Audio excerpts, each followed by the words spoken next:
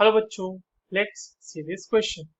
Assertion कह रहा है number of unpaired electrons present in CuNH3 whole twice plus complex is 0 और reason कह रहा है the complex is linear with sp hybridization. ठीक है, ये हो गया हमारे पास असर्शन, ये एक रीजन। और असर्शन रीजन के सही होने ना होने और उनके एक्सप्लेनेशन के बेसिस पे जो चार कन्वेंशनल ऑप्शंस होते हैं वो हमारे पास गिवन है। तो चलिए इस क्वेश्चन को सॉल्व करते हैं बच्चों। और सबसे पहले ये देखते हैं कि इस क्वेश्चन को सॉल्व करने के लिए हमारे पास कौन से की कॉन्सेप्ट की जरूरत होगी। देखिए, ये जो सवाल है ये बेसिकली हमारे पास हाइब्रिडाइजेशन का सवाल है। हाइब्रिडाइजेशन एंड ज्योमेट्री, या फिर आप इसको शेप बोल लो, शेप ऑफ कॉम्प्लेक्सेस का ये सवाल हमारे पास दिया हुआ है। ठीक है, आइए एक एक करके इन चीजों को समझते हैं और हमारे पास जो कॉम्प्लेक्स दिया हुआ है उसके लिए इसका कैलकुलेशन करते हैं। जो कॉम्प्लेक्स हमारे पास गिवन है बच्चों वो है CuNH3 होल ट्वाइस और इस पे आया है पूरे पे प्लस चार्ज। Right right. अब आप यहाँ पे देखिए कि जो NH3 है आपका वो एक न्यूट्रल लिगेंड है। न्यूट्रल लिगेंड कहने का मतलब बच्चों उसके ऊपर कोई चार्ज नहीं होगा।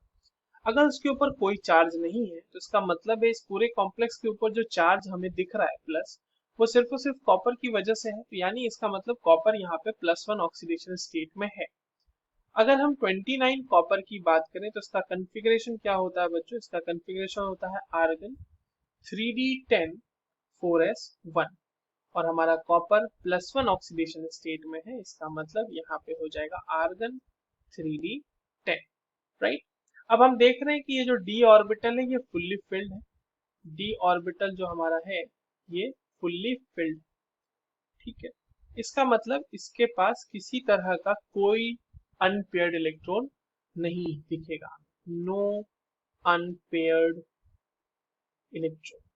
ठीक है, अब देखिए d 3d10 है ना, ये तो हमारा 3d10 इस तरह से बन जाएगा। यहाँ पे 1 2 3 4 3d10 हमारे पास 10 के 10 इलेक्ट्रॉन हो गए। हमारे पास बचा 4s 4p।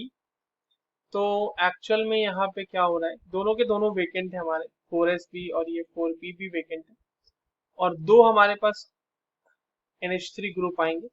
देखिए ये दोनों मिलके sp हाइब्रिडाइज हो जाएंगे और एक NH3 यहाँ पे अपने आके इलेक्ट्रॉन्स दे देगा और दूसरा NH3 यहाँ पे आके अपने इलेक्ट्रॉन्स दे देगा। तो आपको यहाँ पर से सिंपली देखने को मिल रहा होगा कि कॉपर, मतलब यहाँ पे जो हाइब्रिडाइजेशन है वो sp हाइब्रिडाइजेशन है और इस कॉम्प्लेक्स का जो शेप होगा वो लीनियर शेप हमें देखने को मिलेगा।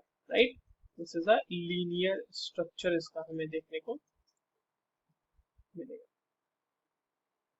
आइए असर्शन और रीजन देख लेते हैं कि क्या क्या कह रहा है। असर्शन कह रहा है कि नंबर ऑफ अनपेयर्ड इलेक्ट्रॉन तो भैया 0 है कॉम्प्लेक्स में। ये तो बिल्कुल सही बात है। रीजन कह रहा है कि कॉम्प्लेक्स जो है वो लीनियर है और sp हाइब्रिडाइजेशन के साथ है। ये भी बात सही है, बट क्या रीजन असर्शन को सही सही एक्सप्लेन कर पा रहा है? तो रीजन जो है वो एक्सप्लेनेशन नहीं है असर्शन का। assertion जो है वो अपने आप में सही है और रीजन जो है वो अपने आप में सही है। Right, so the correct answer for this question will be option number 2. Both assertion and reason are correct, but reason is the not correct explanation for the assertion. I hope you understood this well. The very best.